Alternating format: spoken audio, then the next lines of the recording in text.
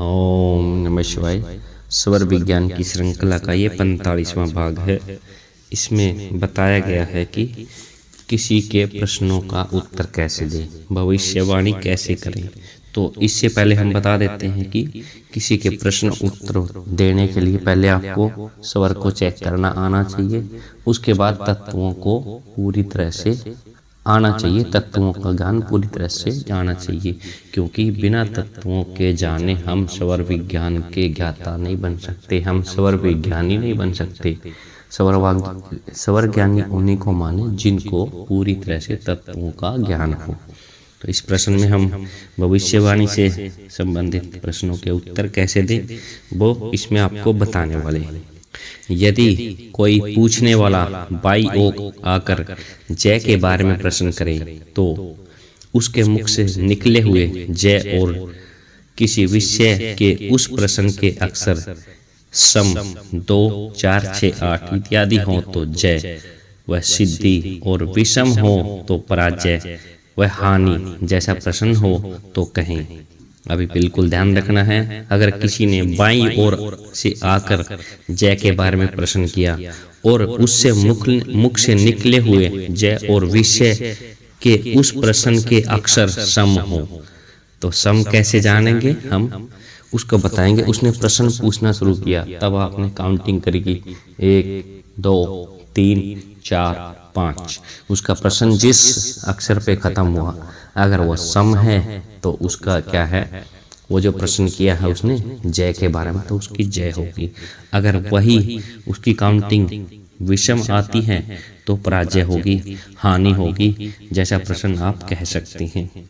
यदि प्रश्न पूछने वाला दाहिनी ओर आकर प्रश्न करे और प्रश्न के अक्षर विषम हो तो जय और सम हो तो पराजय।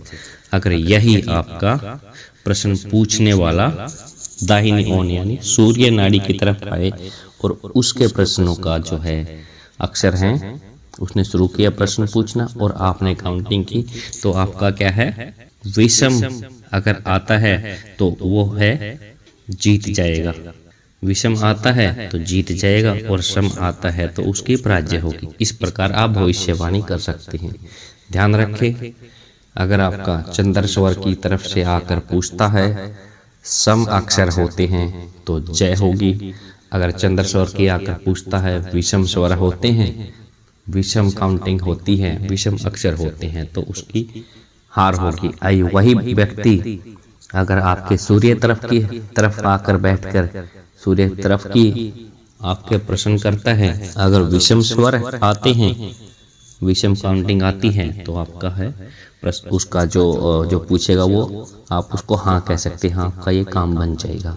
अगर वही सूर्य नाड़ी की तरफ से सम आता है तो उसकी जो प्रश्नों का उत्तर आप नहीं दे पाएंगे, वो सफल नहीं हो पाएंगे। जैसे किसी ने पूछना शुरू किया, आपने काउंटिंग की 1, 2, 3, 4, 5, 6, 7, 8, 9, 10, 11, 12, 13 और उसका प्रश्न खत्म होगा 13 पे।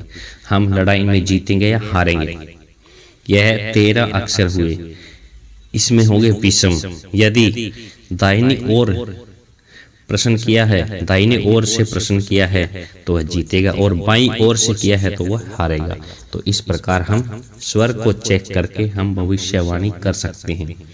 बिल्कुल ध्यान रखना, कोई भी व्यक्ति आपके अगर चंद्र स्वर की तरफ आके कहता है तो सम अक्षर आते हैं तो जीतेगा, अगर विषम आते हैं तो हारेगा।